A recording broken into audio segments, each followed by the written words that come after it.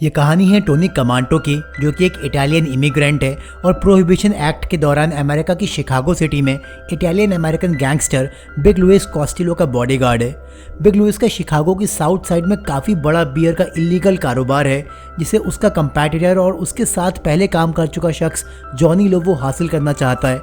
Johnny के कहने पर टोनी बिग लुइस को मारकर उसके साथ मिल जाता है, यानी कि अंगरक्षा की भक्षक बन चुका है। इसके अगले दिन ही जब टोनी अपने दोस्त और साथी गीनो के साथ एक सलून में बैठा होता है, तब पुलिस आकर उसे बिग लुइस के केस में पूछताछ के लिए उठाकर ले जाती है।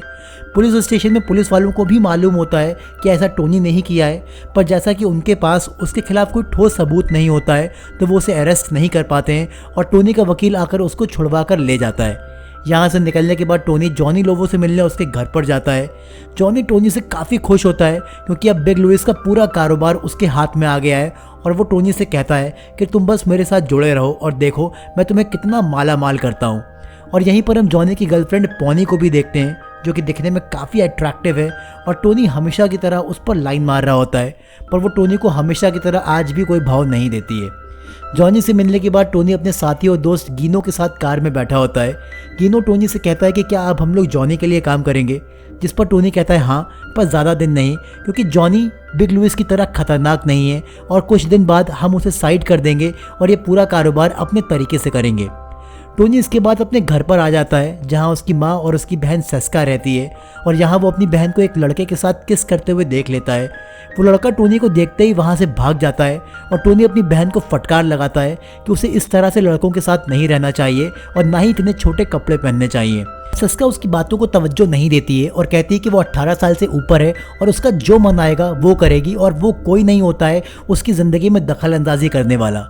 अब टोनी सेस्का को कुछ पैसे देता है और वो अपना गुस्सा शांत करके अब उसकी बात मानने को तैयार हो जाती है, यानी कि पैसा बोलता है। पर सेस्का अपने रूम में जाने के बाद ही खिड़की से नीचे गीनो को देखकर हंसती है और गीनो भी उसे आगे से देखकर स्माइल पास करता है।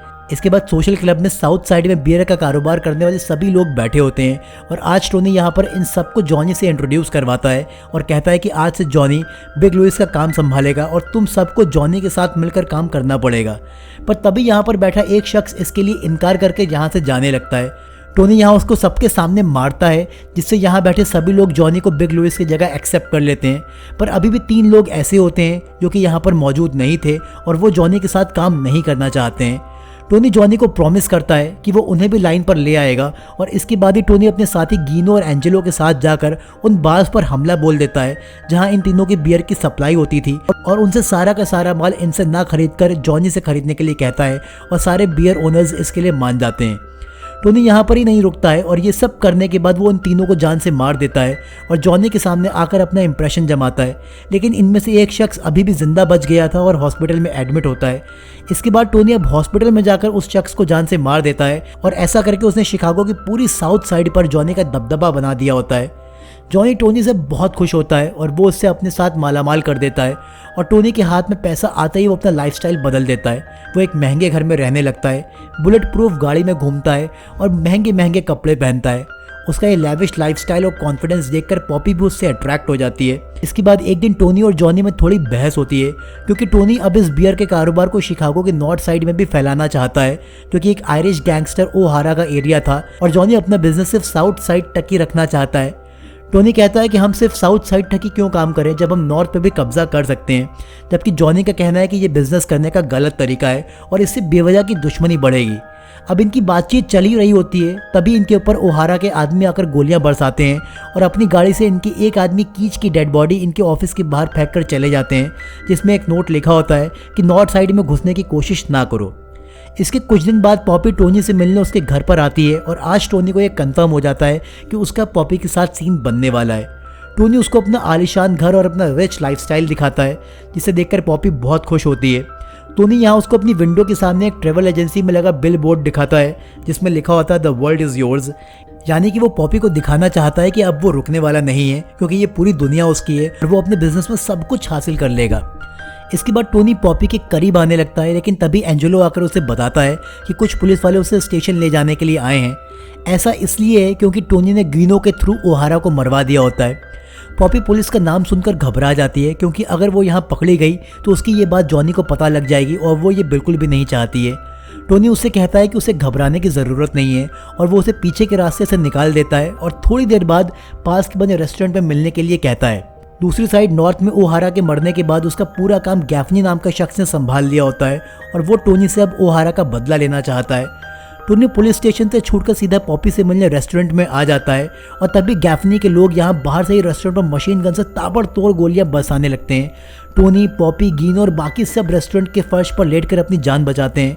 यह हमला होने के बाद टोनी अब जॉनी से भिड़ जाता है और उससे कहता है कि अब बिजनेस को नॉर्थ साइड में फैलाना ही होगा, लेकिन जॉनी अभी भी एडमेंट होता है कि वो ऐसा नहीं करेगा। टोनी यहाँ जॉनी को ठुकरा देता है और जॉनी के अंडर में काम करने वाले लोग भी टोनी की साइड हो जाते हैं, जिससे जॉनी का अब कोई भी अस्तित्व नहीं बचा है और लोगों ने उसकी जगह टोनी को चुन लिया है। और यहीं से साउथ और नॉर्थ के ग्रुप्स आपस में एक दूसरे के एरियाज हासिल करने के लिए भिड़ जाते हैं और इनके बीच काफ़ी खून खराबा होता है। इतना खून खराबा देखकर पुलिस के ऊपर भी प्रेशर बन जाता है कि वो जैसे तैसे इसे रोके और इन गैंगस्टर्स को ठिकाने लगाए। इसके कुछ दिन बाद टोनी जब एक थिएटर में स्टेज शो देख रहा होता है तब उसे अपने आदमियों से मालूम चलता है कि गैफनी पास के ही एक बार में है और टोनी बिना मौका गवाए अपने आदमियों के साथ जाकर गैफने को जान से मार देता है और ऐसा करके वो पूरे शिकागो के अंडरवर्ल्ड का बादशाह बन जाता है।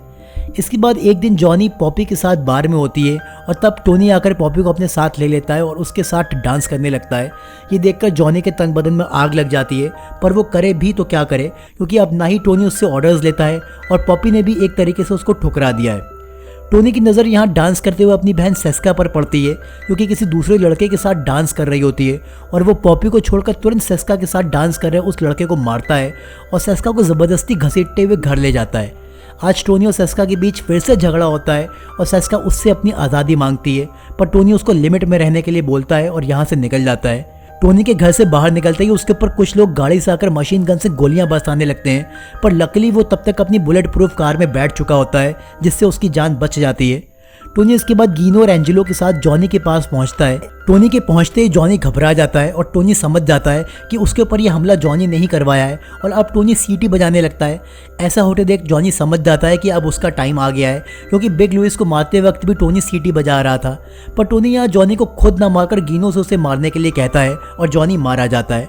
इसके बाद ही टोनी पुलिस और मीडिया के झंझट से बचने के लिए पॉपी को साथ लेकर 1 महीने के लिए छुट्टियां मनाने फ्लोरिडा चला जाता है। सेस्का टोनी के जाने के बाद से आज़ाद थी और उसके ऑफिस में आकर गीनो से मिलती है। गीनो से यहाँ से जाने के लिए कहता है, पर सेस्का इसके लिए नहीं मानती और अब कहीं ना कहीं गीनो भी उसके अफेक्शन को एक्सेप्ट कर लेता है और उसके साथ रहने लगता है। टोनी पूरी 1 महीने की छुट्टियां बिताने के बाद जब अपने घर आता है तब उसकी माँ उसको बताती है कि सेस्का तुम्हारे जाने के बाद से ही घर पर नहीं है। टोनी की माँ उसको एक एड्रेस बताती है और कहती है कि उसने एक बार सेस्का को वहाँ किसी आदमी के साथ देखा था। टोनी ये सुनते ही उस एड्रेस पर पहुंच जाता है और यहाँ वो गीनो और सेस्का को साथ में देख लेता है। टोनी का ये देखते ही गीनो के ऊपर खून खौल जाता है और वो बिना कुछ सोचे समझे गीनो को जान से मार देता है। सेस्का यहाँ काफ़ी फूट फूट कर रोती है और टोनी को बताती है कि 2 दिन पहले ही उनकी शादी हुई थी और वो उसे सरप्राइज़ देने वाली थी। टोनी ये सुनकर काफ़ी ज़्यादा गिल्ट फील करता है और अपने आप में शर्म खाकर यहाँ से अपने घर के लिए निकल पड़ता है। सेस्का ने ये बात पुलिस को बता दी होती है और अब पुलिस को टोनी को मारने का मौका मिल जाता है, जो कि वो काफ़ी टाइम से ढूंढ रही थी। टोनी, एंजेलो और बाकी सबके साथ अपने घर पर आता है और यहाँ पुलिस उस पर हमला कर देती है, पर एंजेलो जैसे तैसे टोनी को घर के अंदर ले जाता है, लेकिन पुलिस की फायरिंग में एक गोली उसे भी लग जाती है और वो मारा जाता है। बाहर देखते ही देखते एक के बाद एक पुलिस की गाड़ियाँ आ जाती हैं और टोनी को मारने के लिए एक बड़ी पुलिस फोर्स तैनात हो जाती है, जिसे देख कर ही लगता है कि टोनी का आज यहाँ से बचना नामुमकिन है। और अब हम देखते हैं कि सेस्का पहले से ही टोनी के घर पर मौजूद होती है और वो टोनी को जान से मारना चाहती है, पर लास्ट मोमेंट पर उसे भी अपने भाई पर प्यार आ जाता है और वो उसे ना मारने का फैसला करती है। अब टोनी सेस्का को अपनी मशीन गन्स और हथियार दिखाता है और कहता है कि हमें मिलकर इन पुलिस वालों को सबक सिखाना पड़ेगा। और इसके बाद ही टोनी नीचे खड़े पुलिस वालों पर अपनी मशीन गन से गोलियां बरसाता है और काफ़ी अफरा तफरी मचाता है। जवाबी कार्रवाई में पुलिस भी आगे से गोलियां चलाती है और इसमें से एक गोली सेस्का को लग जाती है और वो मारी जाती है। टोनी ये देखकर बहुत ही ज़्यादा गुस्से में आ जाता है और वो फिर से पुलिस के ऊपर गोलियां बरसाता है और पुलिस उसे रोकने के लिए टियर गैस का कैन यूज़ करती है, जिससे अब टोनी को दिखना बंद हो जाता है और वो पीछे के रास्ते से भागना स्टार्ट कर देता है, पर वहाँ पहले से पुलिस खड़ी होती है जो उसे पकड़ लेती है। टोनी पुलिस वालों से बचकर भागने की कोशिश करता है और तभी पुलिस वाले उस पर एक के बाद एक गोलियां दागते हैं और वो मारा जाता है। टोनी की लाश उसी ट्रैवल एजेंसी की बिल बोर्ड के नीचे पड़ी होती है जिस पर लिखा था द वर्ल्ड इज़ योर्स, यानी कि आज से ये पूरा जहां उसका है लेकिन शायद कहीं और का। और इसी आयरनी के साथ टोनी मारा जाता है और इस फिल्म की कहानी भी यहीं पर ख़त्म हो जाती है। अब इस फिल्म से जुड़ी कुछ इंटरेस्टिंग बातें। इस फिल्म में टोनी का कैरेक्टर रियल लाइफ माफिया अल कपोन से इंस्पायर्ड है और इस फिल्म का नाम स्कारफेस अल कपोन के निक नेम पर ही पड़ा था। स्कारफेस 1983 स्कारफेस 1932 का ही रीमेक है और ये दोनों ही फिल्में 1929 में आई नॉवेल स्कारफेस पर बेस्ड है, जिसे अमेरिकन राइटर आर्मिटेज ट्रेल ने लिखा था। 1983 में आई स्कारफेस इसी प्लॉट पर बेस्ड है, बस उसमें कुछ कैरेक्टर्स और सिचुएशंस चेंज कर दिए गए। वीडियो पसंद आया हो तो आप वीडियो को लाइक करिए, चैनल को सब्सक्राइब करिए, बेल आइकन दबाना बिल्कुल ना भूलिएगा और साथ में एंड स्क्रीन्स पर लगे 2 वीडियो हैं, आप उनको भी देख सकते हैं। फिर मिलता हूँ आपसे एक ज़बरदस्त कहानी के साथ, तब तक आप लोग अपना ख्याल रखिए। Good bye.